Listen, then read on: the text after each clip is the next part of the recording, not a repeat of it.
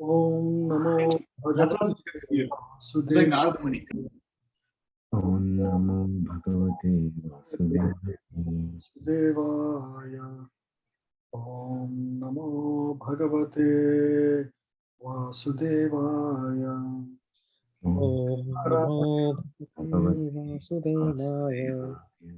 Narayanam Namaskritya Narayanam Namaskrityam Chaiva Narottamam Naram Chaiva Narottamam Devim Saraswatim Vyasam Devim Saraswatim Vyasam Tato Jayam Udirayet Tato Jayam Udirayet Srinvatam Swakatah Krishna Shanvatam Swakatha Krishna Shravana Kirtana Punya Shravana Kirtana Hridyantasto hi bhadrani Hridayantastho he abhadrani Vidunoti suhritsatam Vidhunoti suharsatam Nashtaprayeshva bhadreshu Nashta preyashva abhedreshu Nityam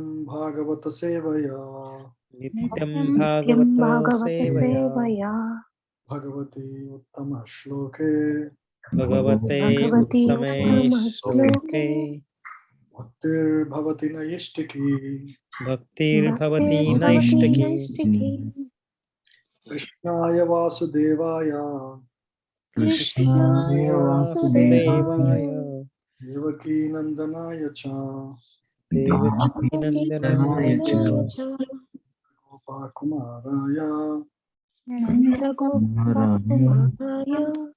Govindaya Namo Namaha Govindaya Namo Namaha Karoti Vachalam Pangam Langayate Girim Yat Kripatamaham Vande Shri Gurum Dinatarinam. Welcome everyone to the Srimad Bhagavatam course. So we completed 3 chapters. Now we are going to begin the chapter 4, which is the appearance of Sri Narada Muni. So to summarize, so the first chapter is primarily about the 6 questions by the sages, right? The 6 questions, what are the 6 questions? The first question is, What is the ultimate good for the humanity? what is the ultimate good for humanity? What is the activity that is ultimately good for the humanity? Yes. And then, Essence of all scriptures. what is the essence of all scriptures? These 2 questions were answered by Sutta Goswami in the chapter 2. Right? Devotion service is the chapter title. So primarily, Savai Pumsham, Vasudeva Bhagavati, these slokas explain about the importance of devotion service. So that is answered. And then what is the third question? Purpose of Krishna's appearance. Purpose of Krishna's appearance. Yeah. Why did Lord Krishna appear as the son of Devaki and Vasudeva? Yeah. And then Purushavtaras. and then Leela. Where did Dharma take shelter after Krishna's disappearance? Yeah, the last question is, where did Dharma take shelter of after Lord Krishna left the material world? So these are the 6 questions that were asked by the sages. And these were asked to, who is the one who is going to answer these questions? These are all sages of Naimisharanya. They were asking to Sutta Goswami. Yeah. Goswami would begin answering this in the 2nd chapter. First, he appreciates the questions by the sages. Why he appreciates the questions? They are related to the Krishna. They are related to Krishna. So, if they are related They to are good for the humanity. Yeah. Krishna is absolute truth. Krishna is everything. Any questions related to absolute truth will benefit everybody. Right? The answers will benefit everybody.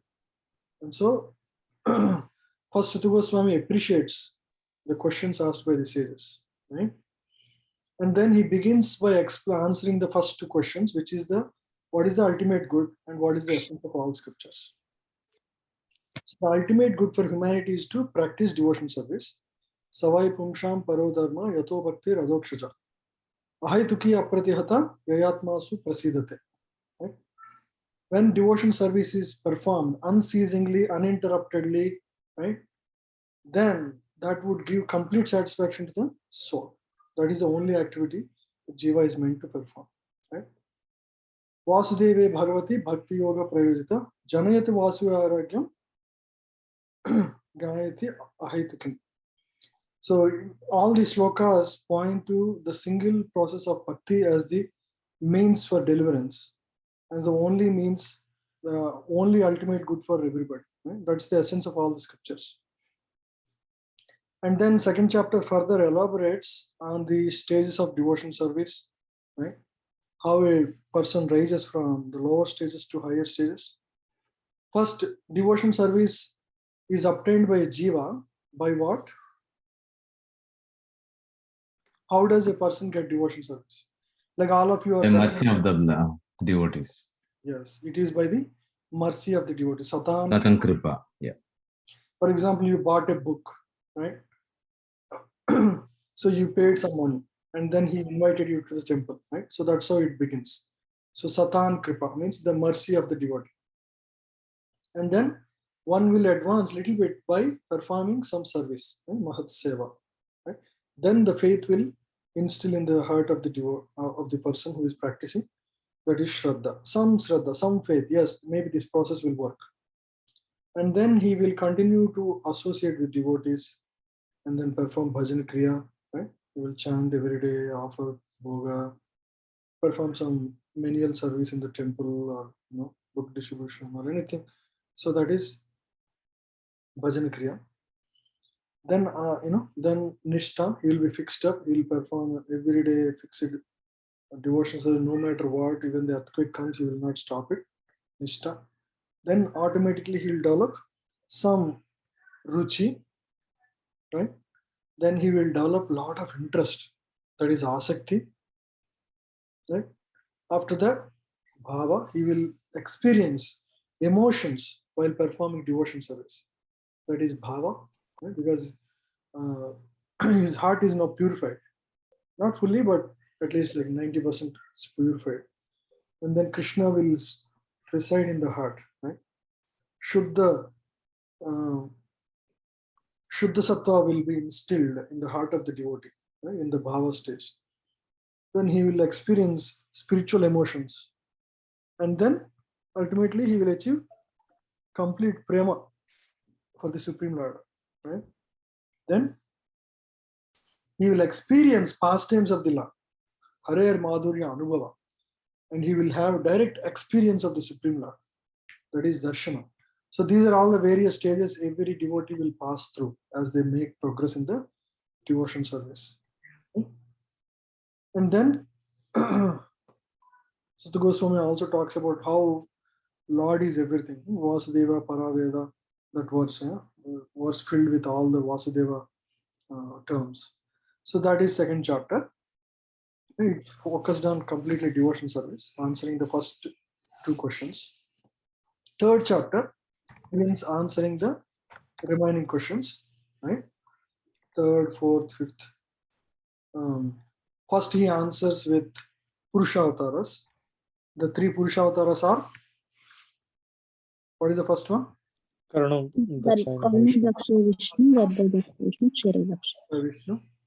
And finally, Kshirodaksha Vishnu, the Vishnu in the heart of every Jiva. The three Purusha Avataras. So what are these Purusha Avataras? What is the purpose of these Purusha Avataras? Why do they come? Every incarnation has a purpose, right? To create. material creation. Perform material creation so that the Baddha Jivas will get the facility to fulfill their desires, material desires, right? Without the existence of material world, the conditioned souls cannot fulfill their material desires. So out of causeless mercy of the Lord basically expands and basically even enters all these created systems so that you can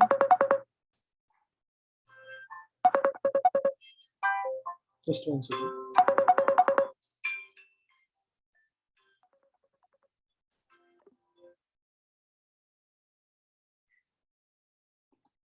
One second.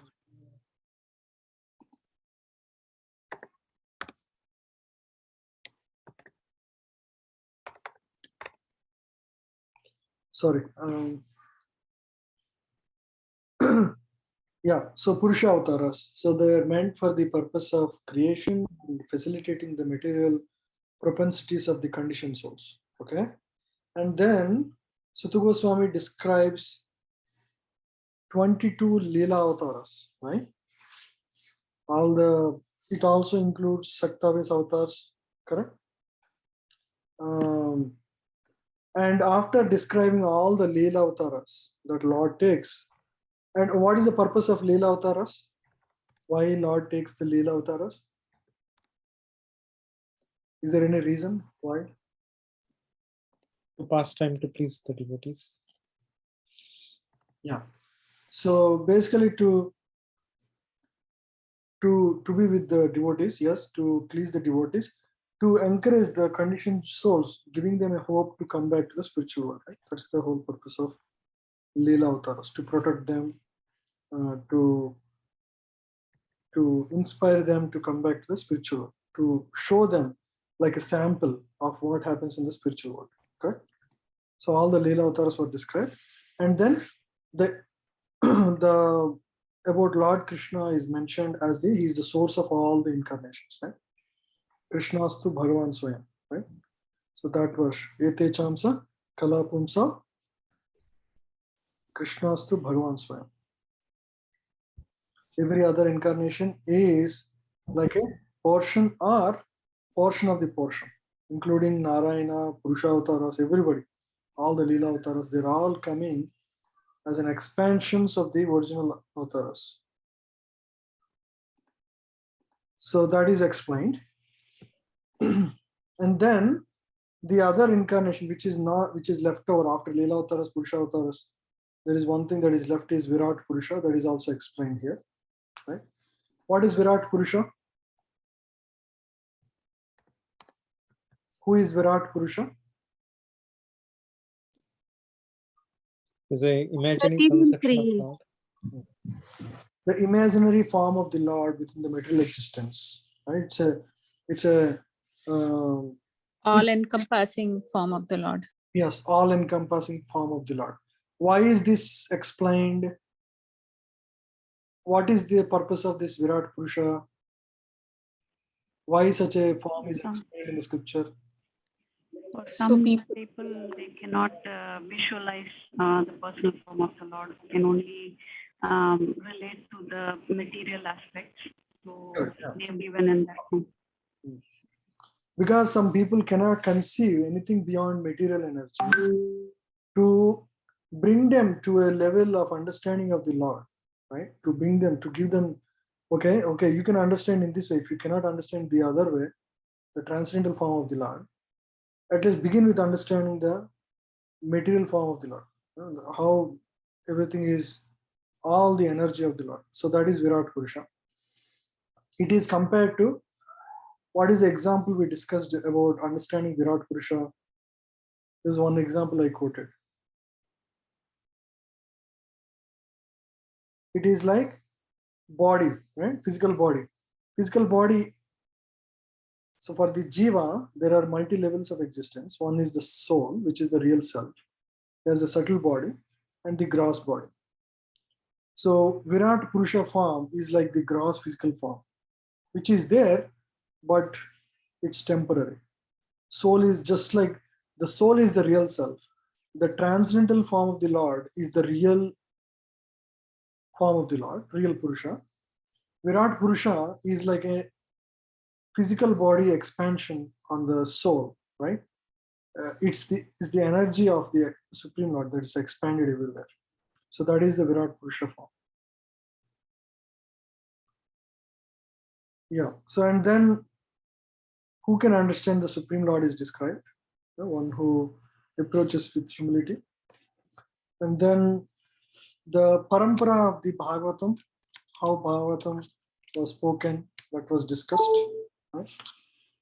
Parampara of the Srimad Bhagavatam and the glories of Srimad Bhagavatam.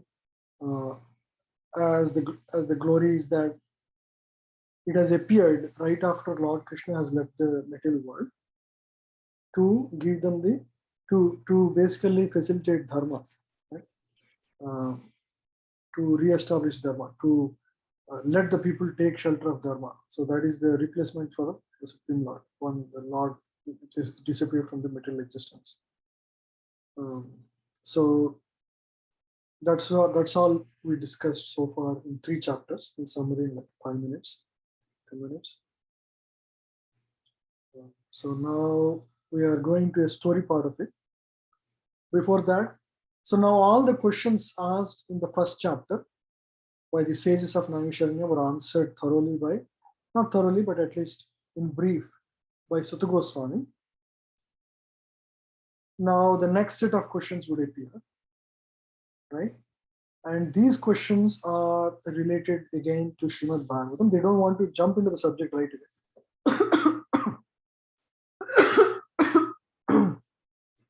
They want to understand some more about the history of Srimad Bhagavatam. The original speaker of Srimad Bhagavatam, who is the Sukadeva Goswami, and the hearer, the person who absorbed this message, Parikshit Maharaj. They want to hear about Parikshit Maharaj. So there will be some questions about all these aspects, right? History of Srimad Bhagavatam. The questions were about how, because the context is important to emphasize the importance of the material in the book.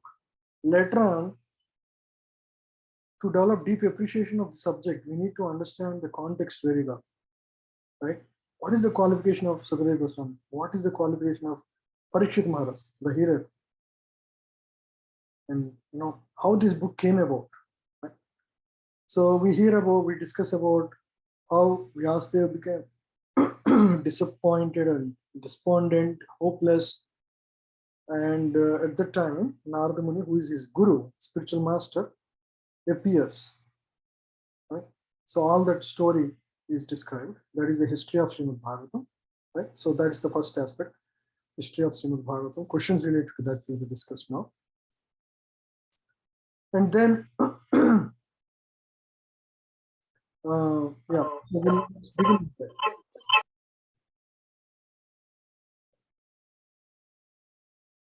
So chapter 4, I'll share this noted one. We'll go through the verses now.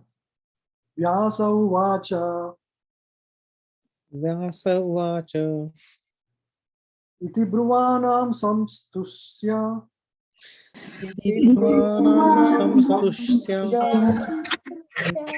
Dirghasatrinam Muninam Dirghasatrinam Kulapati Sutam Rudrakulapati Sutam Bahracha Saunako Bravit.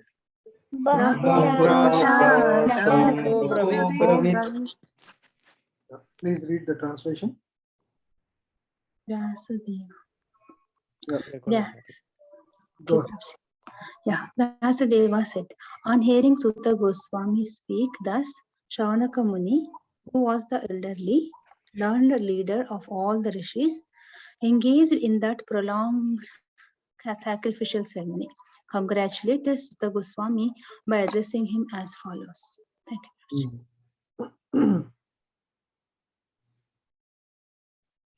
Yeah, so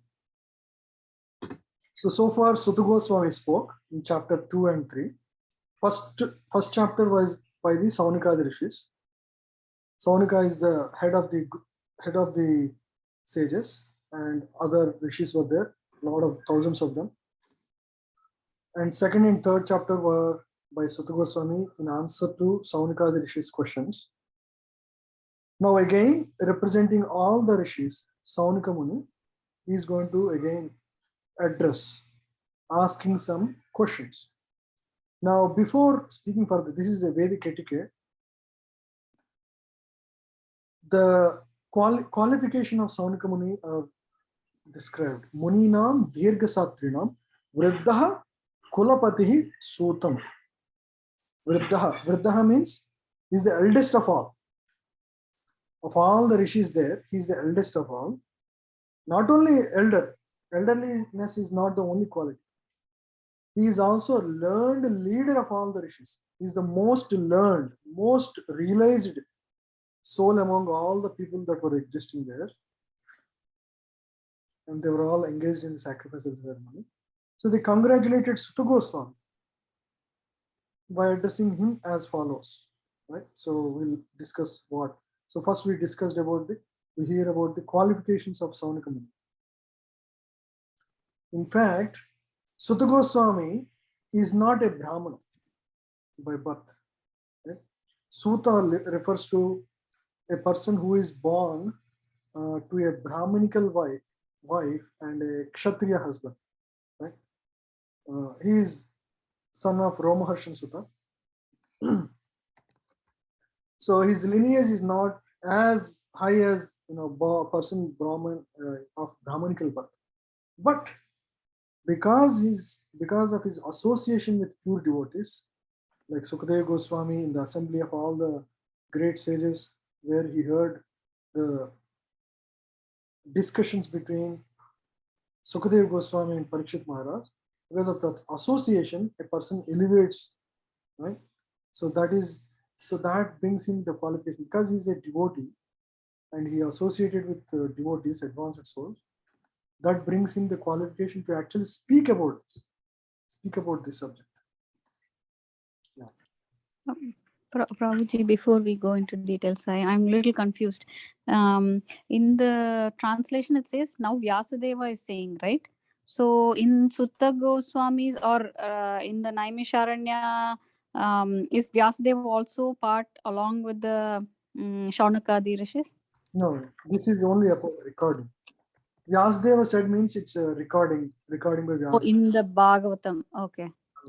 Okay. So here, Shaunaka Rishi, so Shaunaka Muni is glorifying Sutta Goswami? Yeah. Shaunaka Muni is glorifying Sutta Goswami. Shaunaka Muni is representing all the sages of Naimisharanya. And he is the one to ask questions. So first he congratulates Sutta Goswami and then Okay. Thank you. Please read this, anyone. In a meeting of learned men, when there are congratulations or addresses for the speaker, the qualification of the congratulator should be as follows. He must be the leader of the house and an elderly man. He must be vastly learned also. Sri Shaunaka Rishi had all these qualifications, and thus he stood up to congratulate Sri Sutta Goswami. When he expressed his desire to present Srimad Bhagavatam exactly as heard it from Sukadev Goswami and also realized it personally. Personal realization does not mean that one should, out of vanity, attempt to show one's own learning by trying to surpass the previous Acharya. He must have full confidence in the previous Acharya, and at the same time, he must realize the subject matter so nicely that he can present the matter for the particular circumstances in a suitable manner. Yes. Yeah. So this is a very important understanding we should all get, right? So first, Saunaka Rishi is representing everybody because of his qualification. One is that he is elderly. Second is he is the most realized of all, right? So what is the meaning of realization? Right? So anybody want to say what is realization? It's already explained here. Understanding your eternal relationship with the Supreme Personality of Godhead. Yeah, that is true. But what is personal realization? Suppose we all study Bhagavad Gita. But do we realize Bhagavad Gita? Yes, sir.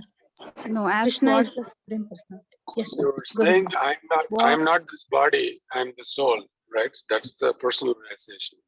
Correct. Somebody who is positioned very strictly in the constitutional position, where he, as what Prabhu told, where we don't realize anything at the material level.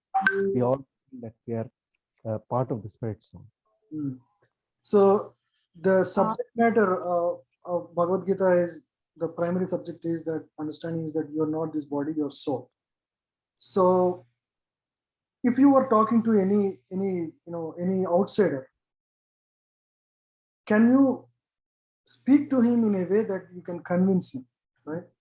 For example, I remember once, there was a discourse by a devotee, and one person asked, Bhagavad Gita talks about soul. What is soul? How is that I'm not? How is that I'm not this body? I can only see that I'm this body. How do you explain this? He asked. The speaker immediately called a small girl to the stage. Okay, so I'm just explaining the way he explained here. So the girl comes to the stage, and the speaker asks her the question, what is this? She says, it is my hand. Are you the hand? And the girl says, no, I'm not the hand. Hand is mine. And similarly, he asks many questions. Are you the shirt? No, I'm not the shirt. I have the shirt. So similarly, in this way, the speaker keeps on asking about various things on the body. And then the girl keeps on saying, this belongs to me, but this is not me. And then finally, the speaker said, if everything belongs to you, who are you? Then so in that way, he made the questioner understand the subject that you are not this body, you are a spirit soul. So in this way, anybody who doesn't change the fundamentals, like for example, here it says, personal relation doesn't mean that one should, out of vanity, attempt to show one's own learning by trying to surpass the previous acharya. It means that you don't show something beyond what is given by previous acharya. You just take that and speak in a way that you can make others understand and realize it. Now, anybody who hears that story that was spoken by that speaker can clearly see, hey, I'm not this body. I must be something beyond this body, right? So I'm an observer in this body. So it's so easy to convince anybody with such examples. So that is his personal realization, right? He is completely convinced. That's how he's able to explain to other people. Similarly, we hear again in the on a similar thought, Prabhupada talks about this liquid beauty. Liquid beauty means a person appears beautiful externally, but that's not the actual beauty. The beauty is actually for the soul. How is that? Prabhupada shares the story of a person who was infatuated by a girl. The girl was extremely beautiful outside, and the girl thinks that this person is completely on the bodily platform. Let me teach him a lesson. So she says, come after 7 days and I'll show my beauty. And then over the 7 days, this lady doesn't eat any food. She takes some, things so that she, goes through dysentery and, vomitings. So all the bodily things she collects in various parts. Her vomiting, her toilet, urine, all of them she collects. Over the 7 days, she doesn't eat any food. And in 7 days, she becomes completely weak. And this person comes there and he asks, he sees this girl who is very weak and totally dark and doesn't look at all good. Hey, where is the person who, he calls out the name and asks for her. Says, oh, it is me. Oh, then that person asks, oh, where is your beauty gone? Oh no, my beauty is not gone. I just captured in some pots. So she takes him and shows all the parts. Everything is so badly smelling. Then she explains, this is the beauty of the body. The real beauty is of the soul. So then that person realizes. So these are vivid examples that can clearly show we are not this body, we are the spirit soul. The beauty is actually of the soul. So that is personal relation. Means these things are completely on the top of our mind. Whenever we see things, we should relate to these things. Then we won't be infatuated by material energy, right? So otherwise, material energy would infatuate you for everything. And Prabhupada would answer instantly any question you ask in a way that they can relate to it. That is perfect realization. Even Chaitanya Mahaprabhu was like that. For example, so when Vallabhacharya visits Chaitanya Mahaprabhu, you know Vallabhacharya, Vallabha Sampradaya, before he becomes the Vallabhacharya and inspires the Vallabhacharya movement, he admires Chaitanya Mahaprabhu, and he once visits, bringing his writings of his own Tika of Bhagavatam. He brings that, and he had time with Chaitanya Mahaprabhu. There, the first question he asks is, "You are propagating, the chanting of the holy name, but why should? Is it not wrong to chant the name of one's husband? Because we are all like the energy of the Lord, right? We are all like energy of the Lord. Which chaste wife would chant the name of her husband?" He asked something like that. No chaste wife would like to call out her husband by name. How do you make me understand your teachings? He asked like that, something like that. Then Lord Chaitanya says, Krishna himself says, Satatam Kirtayantoma. Lord himself says in Bhagavad Gita, you should chant my name all the time. Satatam Kirtayantoma. Don't stop at all. Just keep chanting Hare Krishna all the time. Then if your husband himself says, why do you not want to do that? You want to, as a chaste wife, you want to obey your husband. So in this way, Lord Chaitanya very simply explains to him in a way that he can relate to it. Then immediately accepts that principle. Yes. And then he takes to the same principle in his, in his teachings later on. So that's one thing. And this another example, which is again Vallabhacharya. He he brings his own tika and want to show to Lord Chaitanya. Before he shows, he speaks few words which are not very palatable to Lord Chaitanya. He says, so this tika is written in such a way that clearly points to the personal relationship with the Supreme Lord for the devotees, and it doesn't have any tinge of any of the Mayavada philosophy and all. And and he speaks in a way that he supersedes his acharyas, like Sridhar Swami. Sridhar Swami is the previous acharya in the Vallabha Sampradaya, which Lord Chaitanya didn't like at all. He says, if you ever speak beyond what your acharyas say, you are as good as a prostitute. He says straight in the face. Because a devotee is supposed to follow into the previous acharyas, no change in the baseline principles.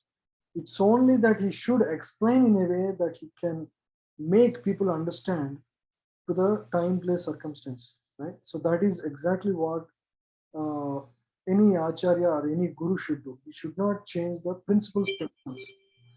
So personal relation means we don't change what Prabhupada gave us. We only never surpass previous acharyas. We only share in a way that people can relate to according to the current time, place, circumstances. It also means that you can understand and relate your current circumstances with the scriptures, right? So that also means that you understand the current situation in a better way. You have the spiritual vision to relate the present circumstances to the scriptural understanding, right? So that is personal relation. I just want to emphasize that because that's a very important principle to understand. The original purpose of the text must be maintained, it all says, right? You should never change the original meaning. No obscure meaning should be screwed out of it, yet it should be presented in an interesting manner for the understanding of the audience. This is personal realization. This is called realization. the leader of assembly, Saunika, could estimate the value of the speaker. You see, in this simple word, there is so much meaning corrupting, right? He is an learned leader of the rishis who has realized his knowledge. So that is the inner meaning of all of this. So if we don't read Prabhupada's purports, how much can we really get, right? So we miss all of this. So that's why it's so important to read Prabhupada's purports. Please read. Anybody else? Yeah, please read. Sri Suta Goswami, simply by his uttering Yatha Dhatitam and Yathamati, and therefore he was very glad to congratulate him in ecstasy. No learned man should be willing to hear a person who does not present the original Acharya. So the speaker and the audience were bona fide in this meeting where Bhagavatam was being recited for the second time. That should be the standard of recitation of Bhagavatam, so that the real purpose can be served without difficulty. The speaker Suta Goswami is very highly qualified, right? And Shaunikad rishis were also qualified. So this is a perfect meeting, bona fide speaker, bona fide hearer.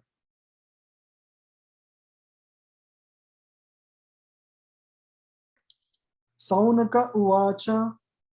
Shaunaka Suta Suta Mahabhaga. Suta Mahabhaga. Vadano Vadatam Vara. Vadano Vadatam Vara. Katam Bhagavatim Punyam. Katham Bhagavatam Punyam. Yadaha Bhagavan Chuka. Yatha Bhagavan.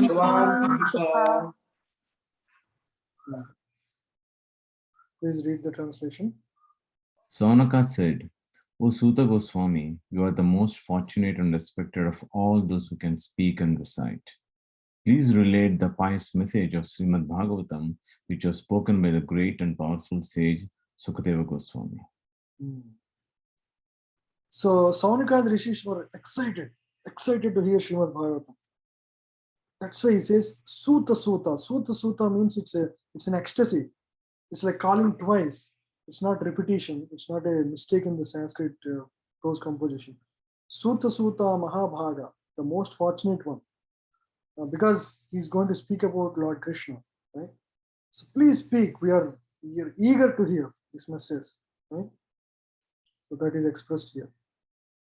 Please relate the pious message of Srimad Bhagavatam, which was spoken by the great and powerful sage Sukadeva Goswami. Yeah. So please read this.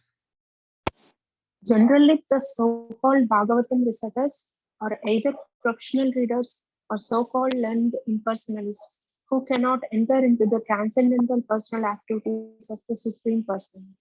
Such impersonalists twist some meanings out of the Bhagavatam to suit and support impersonalist views, and the professional readers at once go to the 10th canto to misexplain the most confidential part of the Lord's pastimes. Neither of these reciters are bona fide persons to recite Bhagavatam. So Prabhupada explains about two people. One is impersonalists who try to screw some meanings out of the transcendental personal activities of the Supreme Lord, which they cannot really do. We should not hear from such people.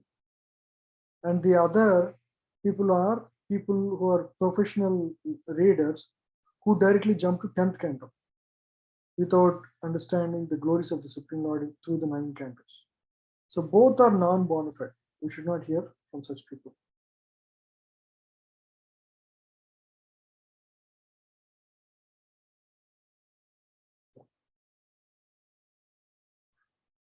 Kasmin yuge pravritteyam.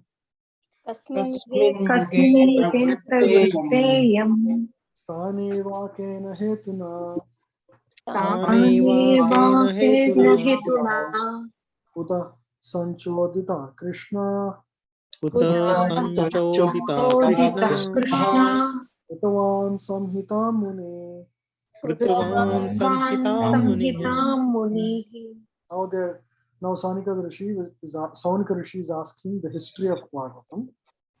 Let's read the translation. In what period and at what place was this first begun, and why was this taken up? From where did Krishna Dwapar Yuga No, Dvaipayana. Krishna. Dvaipayanam Vyasaya, the great sage, get the inspiration to the compel to this literature? Yeah. Now this is about the history of Srimad Bhagavatam. Sthane, in what place? Kena, on what ground, on what basis? And where from did it begin actually? So these are all questions about the history of Srimad Bhagavatam, right? What is the inspiration? Why did he compile? So those questions were asked. Tasya putro mahayogi Tasya putra mahayogi Madra nirvikalpaka Samadran nirvikalpaha Kantamatir unnidro Ekantamate Gudho mudha iveyate. Gudho mudha iveyate. Yeah, so now the qualifications of Sukadeva Goswami are described. Yeah. His Vyasadeva's son was a great devotee, an equibalanced monist whose mind was always concentrated in monism. He was transcendental to mundane activities, but being unexposed, he appeared like an ignorant person. So the qualifications of Sukadeva Goswami are described here. He is perfectly fixed on transcendental plane. Equibalanced monist means it's not like impersonalist. He is focused on spiritual plane completely. He's, as soon as he born, he just goes out. He doesn't want to be entangled in the family life. So that is the nature of his focus on spiritual plane, right? Whose mind is always concentrated in monism. He was transcendental to mundane activities, but being unexposed, he appeared like an ignorant person. He was transcendental to mundane activities. He doesn't bother about anything else. Being unexposed, he appeared like an ignorant person, right? Because he doesn't know anything. He doesn't bother about anything material. So he appeared like a foolish person. To any normal materialistic worldly people, he is an absolute fool. That's how he looks like. Because he's not proficient in anything, in dealing materially at the material level, right? So that's the nature of an advanced soul, right? For example, we hear about Jadabharat. Jadabharat, how was he treated as a Jadabharat? Even though he is completely on the transcendental plane, he acted like a foolish person on the outside, and his own family members would give him like the burnt rice to eat, would engage him in taking care of the fields, to guard the fields in the night without proper bed. He was mistreated by everybody, and anybody would be called by names. Jadabharat, all his life was like that, right? Until Rahugana comes, and that whole incident where he speaks, the philosophy of Krishna consciousness to Rahugana. Until then, he was completely blinded. I mean, he was seen like a foolish person, foolish and ignorant person. But why Jadabharat was doing all of that? So that he doesn't want to be entangled in the material things of this world, right? He is perfectly all right to be treated like an idiot, right? Who doesn't know anything, who is not proficient materially, right? He doesn't want any name, any fame. He doesn't want any positions. He's completely detached because he already experienced. He clearly remembers past two lives. He has a deer as well as the king. So why would he want to take any chances anymore in this life? So like that, advanced souls are like that. They're so fixed on the transcendental plane, they may actually appear like ignorant fools. unexposed and very not so dexterous in the material activities. Please read this. So one question. What lesson do we learn from such great souls when you tell that materially they look foolish? Materially? They look foolish. So what is this verse trying to teach us? It's just talking about the qualities of Sukadeva Goswami, how he is always on the transcendental plane. So the lesson for us is, don't be too much fussed about material profit or loss, or don't be too much entangled in the material activities. That way, stay on the transcendental plane, right? That's the more. Don't be too much engrossed about the material comparisons or activities. The real success is on the transcendental plane. That's how I say. I mean, there are a lot of lessons we can discuss. That's one thing we can say. And this person, by material calculation, he appears like a foolish person. He's not very accomplished, right? But that doesn't mean anything lower in the eye of Lord, right? He is at the highest level in the eyes of the Lord. And so external appearance, the another lesson is external appearances are nothing, It's mentioned that, a person is not, a foolish person is not known until he opens his mouth or something like that, right? So don't go by external appearance. That's another lesson you can take, right? So even though this person, Sukadeva Goswami, appears like, the other story is of, what is his name? Lord Rishabhadev.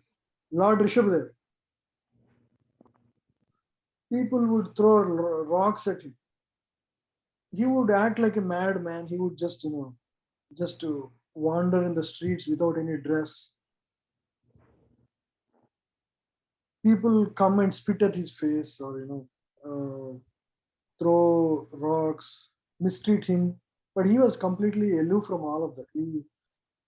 He wouldn't mind any of that, neither would he complain.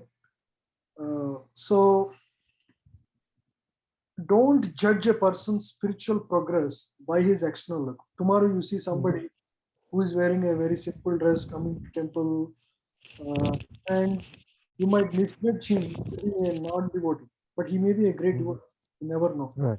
So don't judge anybody by his external looks, right? Having nice tilak, nice dress doesn't mean he's a great devotee. Another lot of lessons we can learn, right? Yeah. Thank you, Prabhu. Also Jadabharata, Prabhu. So yeah, Jadabharat is also another great example we discussed a little while ago. He acted like a foolish person outside. The whole idea is he's totally focused. This lifetime, I'm not going to give any chances, right? Already I lived like a deer one full lifetime, and I was a king. I was a much better king than Rahugana in the previous life. He's not attracted to any of those things because he knows very well what happens after this lifetime, right? Where he's supposed to be placed. He belongs to the spiritual world. He's a servant of Krishna. Why should he, bother too much about the short life, one life, which is like a flash. This one life is like a flash. Why devotee is called intelligent? Devotee is called intelligent, right? Bhagavatam says Sumedha, because he uses this temporary useless body to gain the highest spiritual body. If anybody uses, for example, you are doing a business, you invest $10 and you make $1 million, for example, right? That's a great win. You are considered a very intelligent businessman because you use the least amount of money to gain the highest. You made, it's a great turnover. So similarly, A devotee is considered intelligent because he uses this mundane material physical body, which is like a flash. This one whole lifetime is like a flash, to attain the highest, which is, the placement in Vaikuntha, spiritual world. That is called intelligence. Right? Okay, please read. Srila Sukadeva Goswami was a liberated soul, and thus he remained always alert, not to be trapped by the illusory energy. The liberated soul and the conditioned soul have different engagements. The liberated soul is always engaged in the progressive path of spiritual attainment, which is something like a dream for the conditioned soul. The conditioned soul cannot imagine the actual engagements of the liberated soul. While the conditioned soul thus dreams about spiritual engagements, the liberated soul is awake. Yeah. So the conditioned soul only dreams about this spiritual engagement, but he doesn't do anything. But liberated soul is always active. He always sees the essence. For example, when Prabhupada would, do morning walks with his devotees, with the disciples in India and elsewhere, everything he sees, he would relate in a very spiritual way. Right? We see those wonderful talks. Any word that he speaks is with full of wisdom and depth. Right? So that is how a liberated soul sees. But the conditioned soul doesn't see like that. It's a complete polar opposite.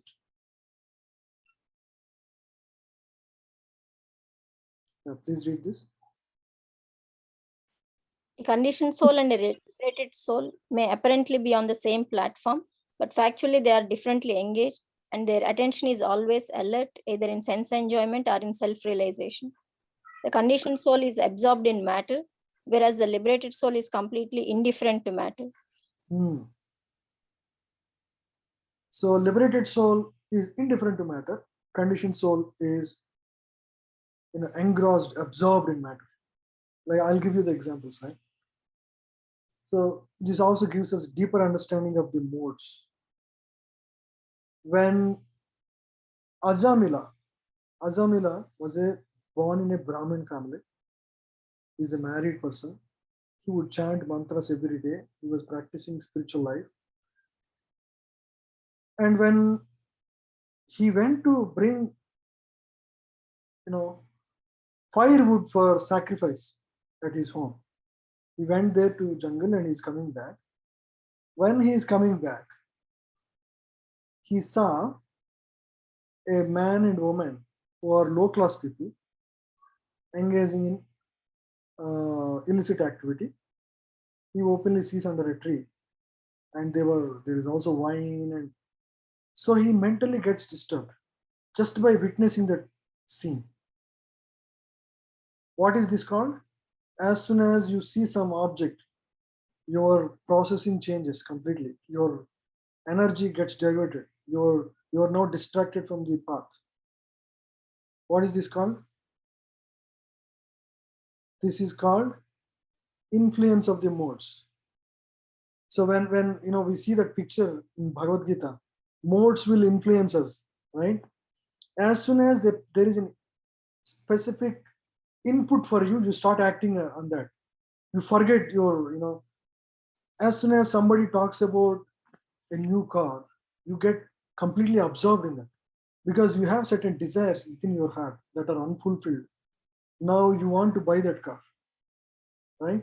Until now you have no desire, until you heard about it. So material world keeps on providing all these various inputs,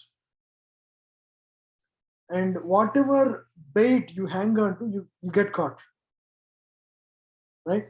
Everybody has weaknesses, and based on one's past desires and the modes one is in, as soon as a particular desire strikes, or the opportunity strikes, you get caught.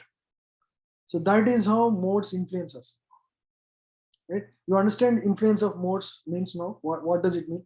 How modes influence us? You have certain desires, and there is an external manifestation that is promising to fulfill the desire. You immediately get absorbed into that. This is exactly how we get distracted from our, from our path. So that is the reason we follow the 4 regulative principles. We don't watch movies. Why? As soon as you watch movies, all these, inherent desires would start waking up. Correct? You don't want to wake them up. You want to, chant more and dilute all these desires. Correct? So that is the reason we stop eating certain things, so that the influence of modes reduces on us. So that is a conditioned soul. Now look at a liberated soul. As soon as Sukadeva Goswami was born, immediately he starts running out of his home. He doesn't look back, who is my father, who is my mother. He's already grown up. He's growing for many years in the belly of his mother. Now, as soon as he born, he wouldn't even wear anything. He would just keep running. He's already a young boy. And Vyasadeva was shocked totally. This all comes in the next chapters. But Sukadeva Goswami was running in the forest. Sukadeva Goswami was running in the forest, and there were some, heavenly damsels who were taking bath in a river nearby. And they see him, and Sukadeva Goswami is also like a young boy. He sees towards them, and he looks like everything, but they would not have any inkling that this person has any lusty desire. So they would not even mind to cover their body. Sweet looking, charming, young, innocent boy is just walking. And even Sukadeva Goswami has no desire or anything to enjoy by watching this woman. So he just passes by. He would not even mind. Just like anything else he sees, like any other animals in the forest, he would just pass by. So that is so you see the difference. Now, if you compare what Ajamila had seen, which is very similar, look at the quality of people. These are heavenly damsels who are taking bath. So the quality of things that that he sees are far higher compared to a low class, drunkard women and men who are having, it's like a 4th class film. That's like a 1st class film, for example, right? But he was not disturbed. That is like a liberated soul. Again, same thing happens with Narada Muni. We know Damodarastami. Narada Muni would pass by, and Nalakuvara and Manigriva, they are naked and they are in the water. Again, similar to what Sukadeva Goswami said. They were also dancing with women who were also naked again. But Narada Muni saw them and he felt pity on them. He would not be attracted to the scene. Instead, he felt pity on them that, hey, these guys got such a high life and now they don't even care. They don't have any etiquette. I need to teach a lesson and I need to help them liberate. See, he thinks about their liberation and he makes them born, in a place where Lord Krishna performs the pastime, right, in Nandagam.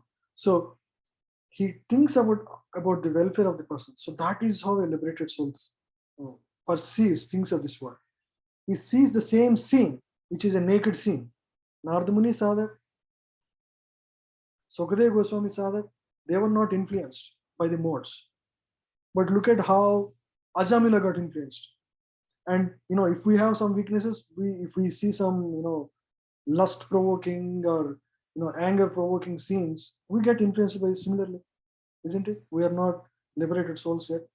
So we try to reduce the influence of these things in our life. That is why we follow the 4 regulative principles, so that we don't undergo the influence of the 3 modes of material nature and stay protected by following those 4 principles, right? So the conditioned soul is absorbed in matter, like Ajamila. As soon as he saw that, he tried his best actually to remember the slokas to get away from the influence of this scene that he had seen, but it was very difficult for him. So for us, what is the practical way we can stay away from influence of the modes? what can we do? For example, we witness some scene or we witness some scene where all the 6 anarthas get exposed, one or the two, like lust. It could be lust, it could be greedy situation that we can be influenced by. We could be influenced by envious situation. We could be envious of somebody's situation, or how do we come out of the situation? Any thoughts on that? We are not liberated like Sukadeva Goswami or Narada Muni. We still need to protect. How do we do that? That's a very practical question, right? So we lead our life in this material world, and quite possibly be influenced by these impetuses that are coming from the material world all the time, because Krishna keeps us testing. Hey, does he have lust still? Does he have greediness still? He keeps on providing some opportunities to engage and get lost in the material world, because we still have those desires. So what are your ideas on how we can protect ourselves from the influence of the modes? Give some ideas, practical suggestions we can do in life. Can I add? Yes. So, Prabhuji, this particular point, Harivilas Maharaj always mentions in the class. So, even though you do Bhakti Shastri, even though you read scriptures, but you have to hear Srimad Bhagavatam every day. We have to hearing is the main key. We have to hear Srimad Bhagavatam more and more, and we have to chant more and more, and we have to read Srila Prabhupada books very nicely. So, if we do all those 4 do's properly, when this provoking situation comes, we'll try to control the influence, Prabhuji. Perfect. Yeah. Very nice. So, by practicing spiritual life seriously, by practicing sadhana seriously, like every day hearing Bhagavatam, at least for 20-30 minutes, every day we must hear. Prabhupada, or Harivilas Maharaj, or your Guru Maharaj, whoever it is, but you must hear Bhagavatam every day. That's one important thing. And chant every day with sincerity. These are like inoculations. These are like, these are going to protect us. If we don't inoculate, strongly, we'll get influenced by the modes easily. Okay, when we go into the middle world. And also, Satatam Kirtayantam, always keep the holy name on the tongue. As soon as you have an opportunity, you should try to chant the holy name. Right? The more you chant, you can see your consciousness, how it acts very differently than when you are not chanting. Right?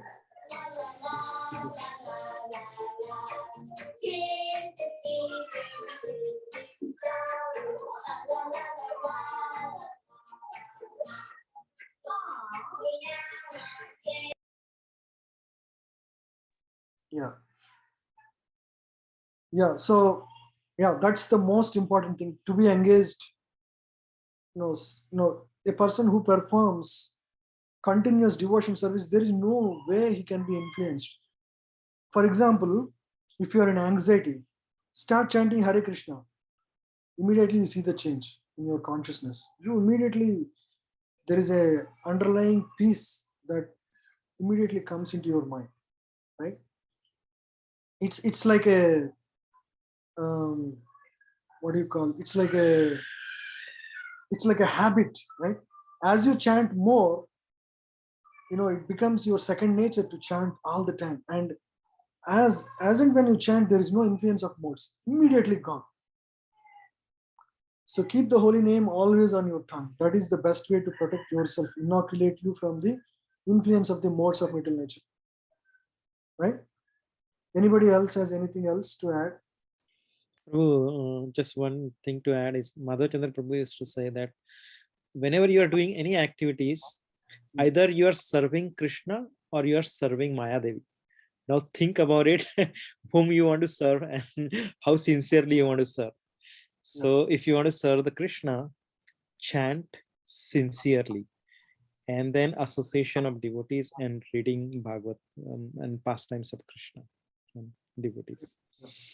That's what is our life as much as possible, and therefore naturally Krishna consciousness is the perfect process. You try to find anything else very similar to this, hardly you find any other process which is so perfect. And immediately you can see the experience. As soon as you chant sincerely with proper attention, you can clearly see the difference in consciousness, right? So yeah, just stick to the process. Associate with devotees who have a lot of faith. That is the best way to increase your faith.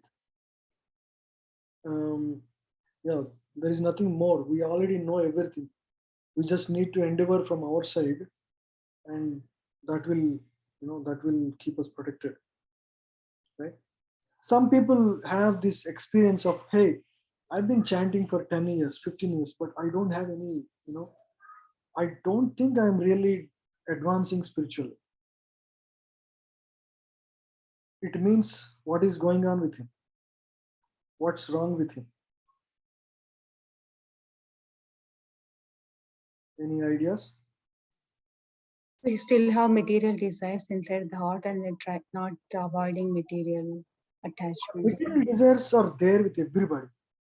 Faith in Everybody chanting. has material So desires. there is no sincerity in the following the process, Prabhuji. Yes, it's mainly because he's not practicing the devotional service properly. If you do that, devotional service is so powerful, it will take care of all your material desires.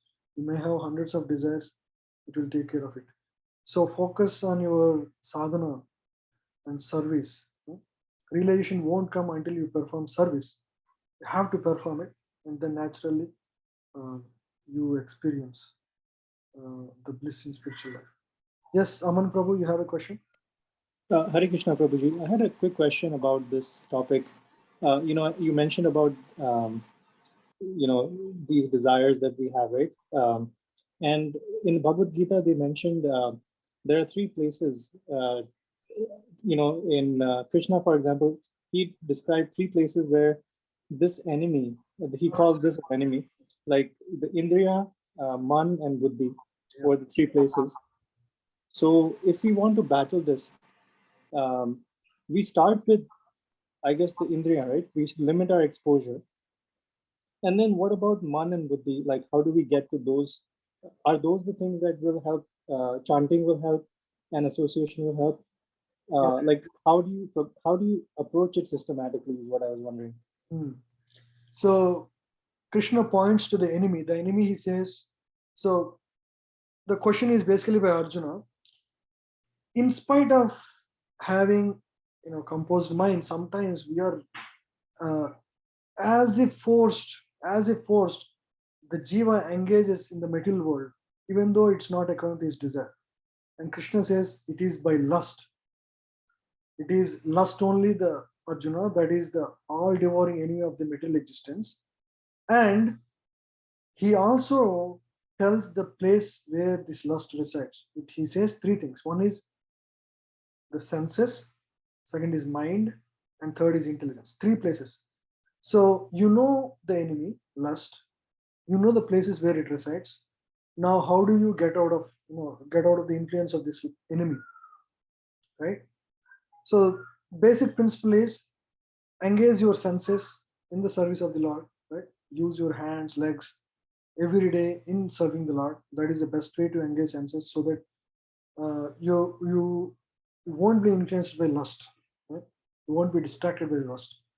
And how do you so engage your body basically in through karma yoga, in serving, through without selfishly interested, right? So that is the way one should engage one's senses.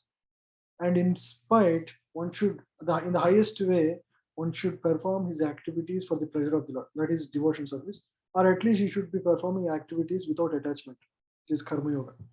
That is about the engaging the senses. The second is mind and intelligence. For mind, one should perform yoga. That is the right way to engage the mind, right?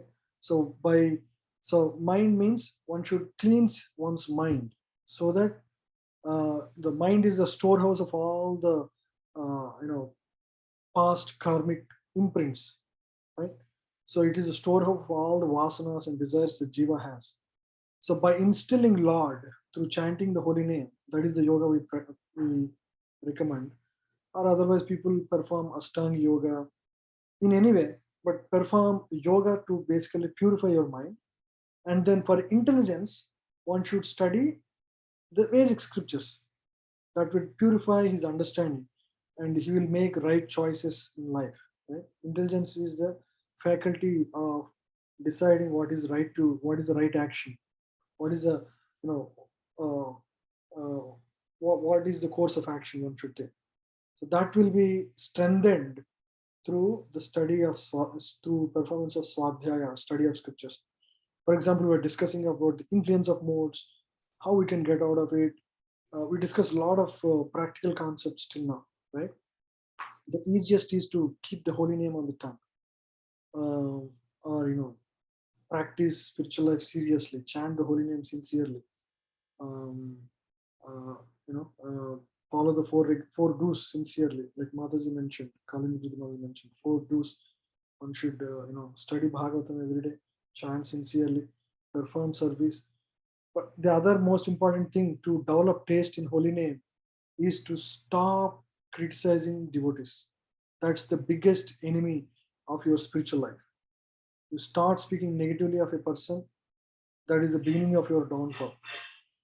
So that is the biggest aparadh one should avoid if one wants to advance spiritually.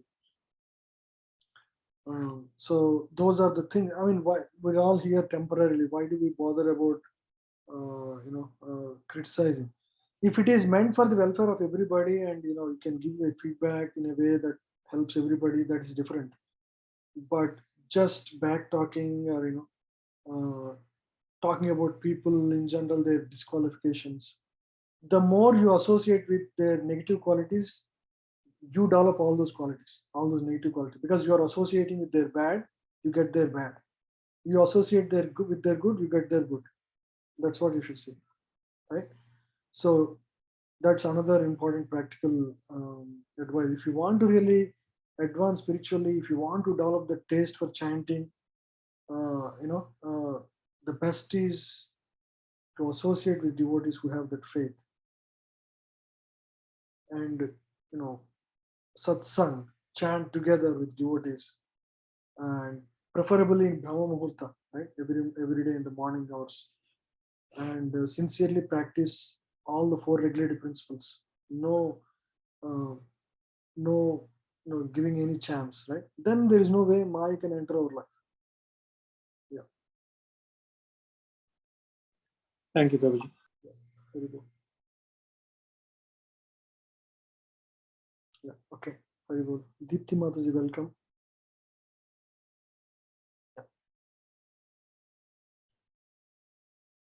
Yeah. Dristvanu yantam rishim atmazam api anagnam. I think I lost the meter once again. Let's try again. Dristvanu yantam rishim atmazam api anangam. Anybody can help me?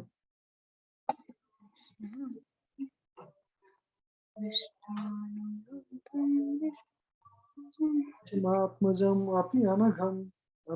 Yes, go ahead, Matas.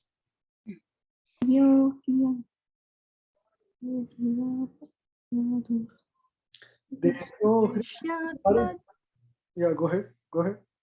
Drishtvānuyantam rishimatmajamapyanagnam devo kriya paridadurnasutasya chitram tadvikshya prachati munau jagadastavasti stripumvidanatu sutasya vivikta drishte.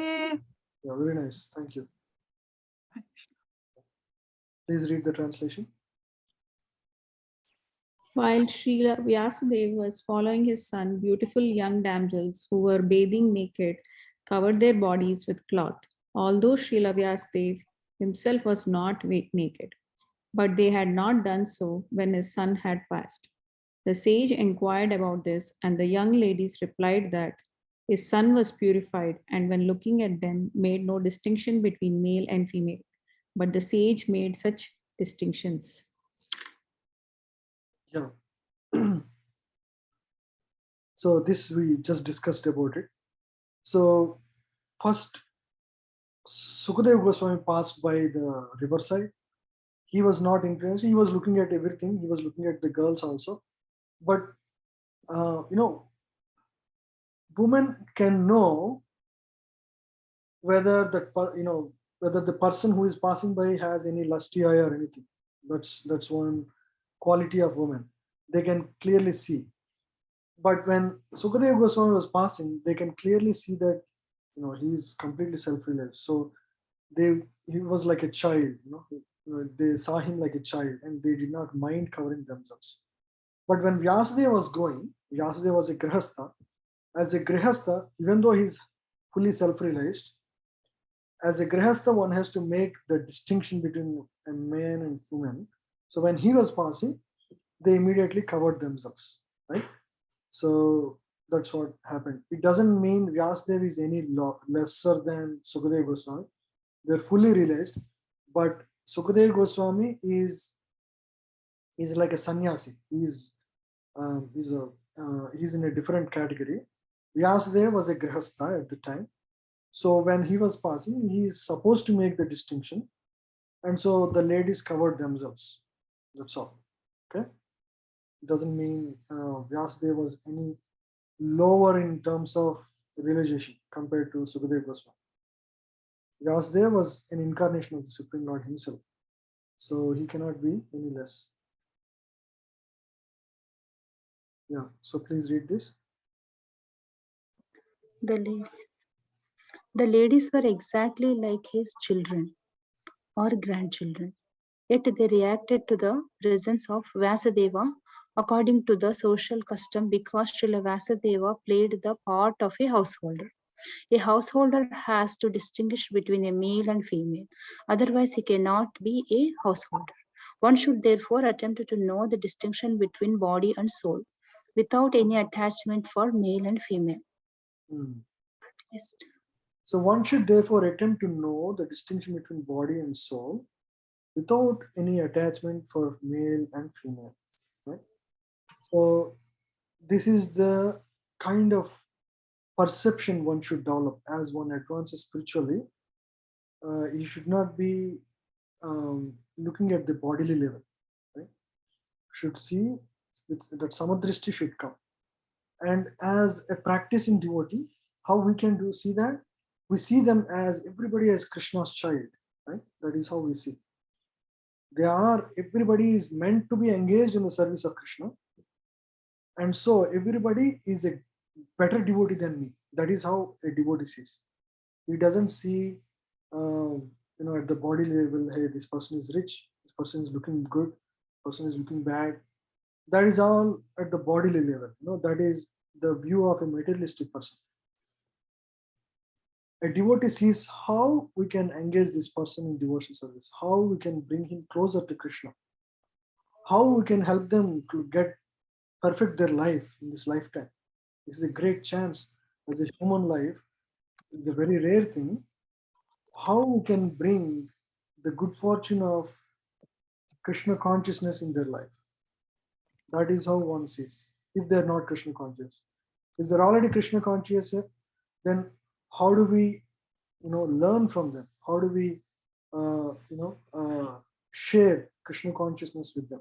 That is how, spiritualist is. Yeah. Can you read from here also? Yes. As long as such a distinction is there, one should not try to become a sannyasi like Sukadeva Goswami. At least if you start seeing difference between male and female, then you are not yet qualified to become a sannyasi. Sannyasi means one who renounced the material world. Is not just external renunciation, not just in dress and money and positions. It is also in the renunciation in the heart. No attachment to material enjoyment. Right?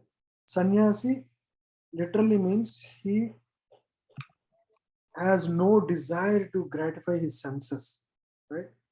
The conditioned soul always goes about in the material world, trying to enjoy his senses in various ways. That is what, how is a conditioned soul walks about in the world? As soon as he sees something, how can I enjoy this for myself? That is the outlook of the conditioned soul. A devotee is trying to get away from that. He is thinking everything is meant for Krishna's pleasure.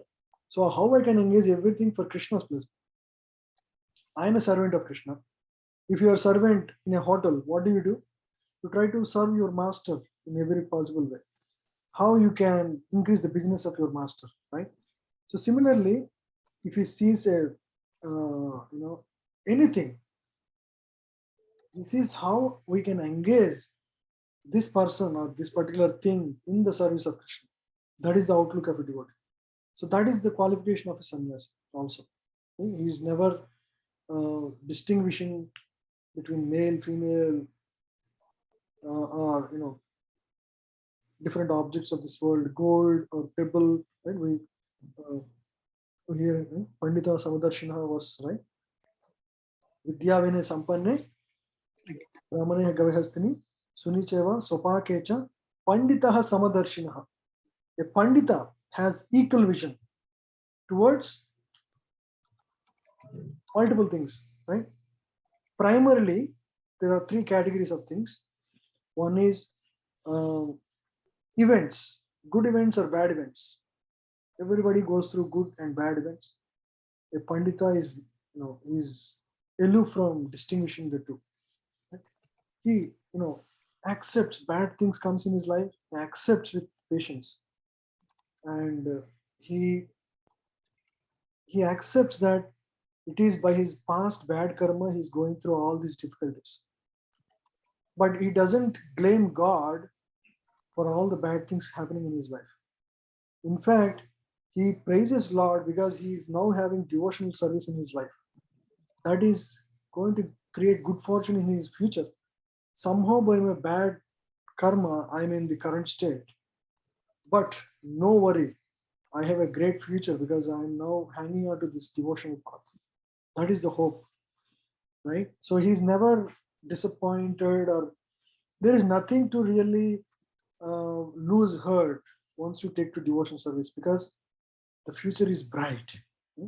Anandambudhi vardhanam pratipadam purnamrita swadanam. This devotional path, as you practice more and more, it is going to get you closer to Krishna, and that is like Ananda Ambudhi. It's like an ocean of Ananda.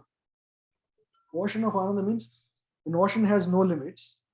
Similarly, the pleasure you experience in serving Lord is also limitless.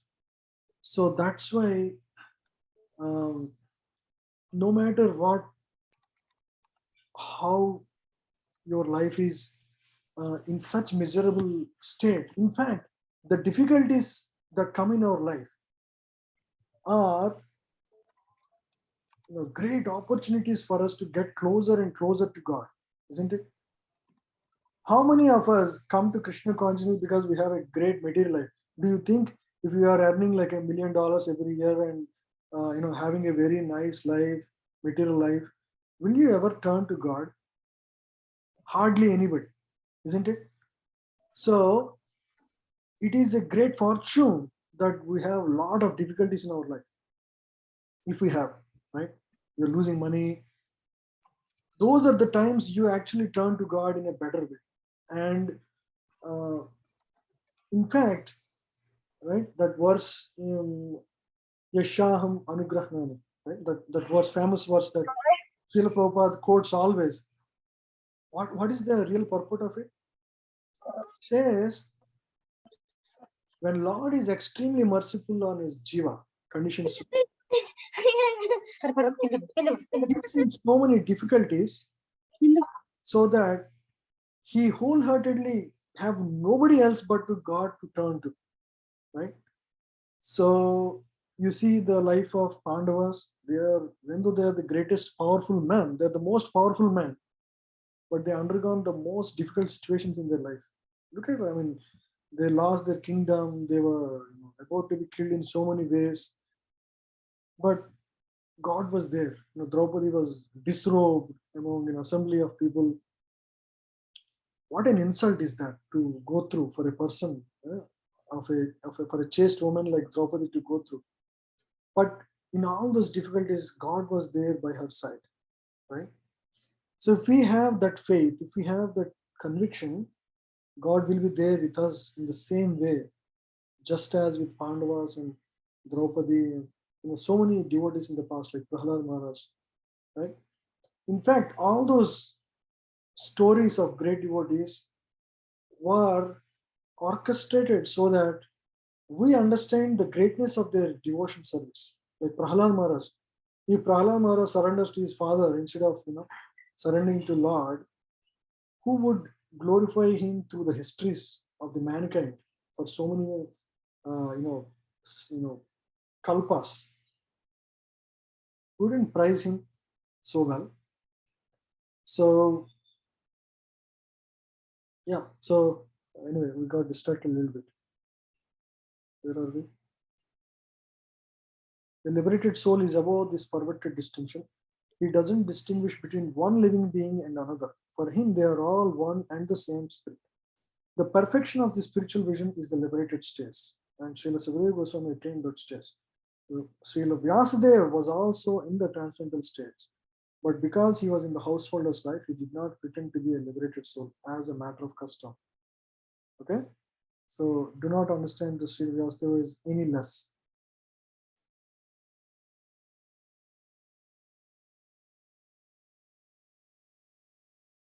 Yeah. So for a liberated soul, Jiva Prabhuji, whenever some input happens to their senses, the processing still happens, but it happens through the Shastra Chakshu. Yeah. Is that how it is? Yes, they are not influenced. It least bothers them because of their strong connection with the Supreme. They're connected. So we are like conditioned soul. We are attached to the matter, right? Strongly. The liberated soul is strongly connected to the Paramatma or the Supreme Lord, Bhagavan, right? Krishna. So their connection there is strong. Their connection with the matter is weak.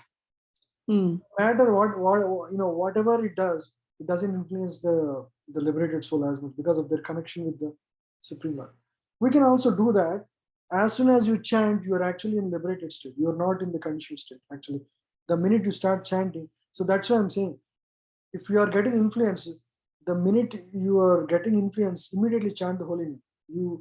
The minute you feel that you are going through the modes of material nature, influence of the modes, you're becoming angry or lusty or greedy, the minute you realize that, immediately chant the holy name, you see the difference.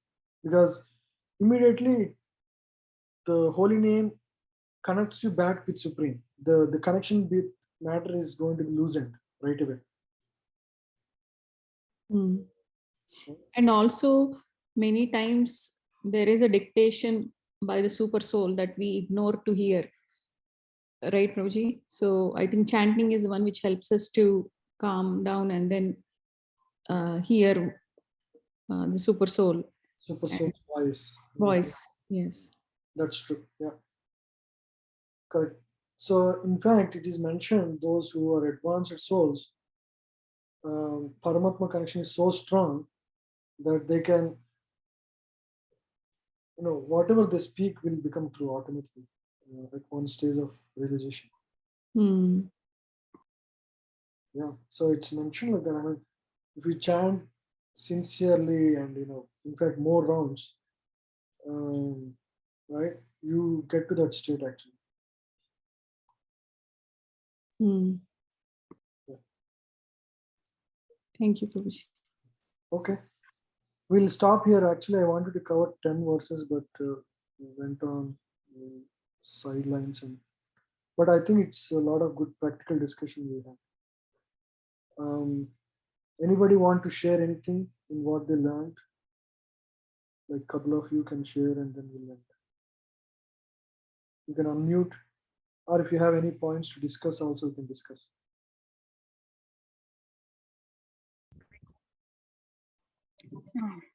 Prabhuji, I like this point, Prabhuji. So regarding advancement, so we have to first of all stop the criticizing devotees, stop talking negatively about devotees completely.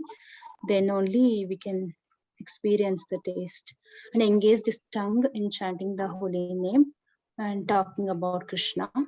Then advancement will happen. That's what I learned today, Prabhuji. Thank you so much. Yeah, thank you, Madhus. Yeah, that's the main thing. Stop criticizing, then you will see you advance yourself in spiritual life. And keep the holy name on your tongue all the time. That is your shelter. We learned about modes, influence of the modes. Lot of details we discussed. How modes act on us. We heard the stories of Narada Muni versus Ajamila, how differently influenced they are. Okay, so we'll continue from 6th verse next week. Thank you all very much. Hare Krishna. Hare Krishna. Hare Krishna. Thank you, Prabhu. Hare Krishna. Thank you, Prabhuji. Hare Krishna. Thank you, Prabhuji. Hare Krishna. Thank you, Prabhuji. Hare Krishna. Hare Krishna. Pranam. Hare Krishna.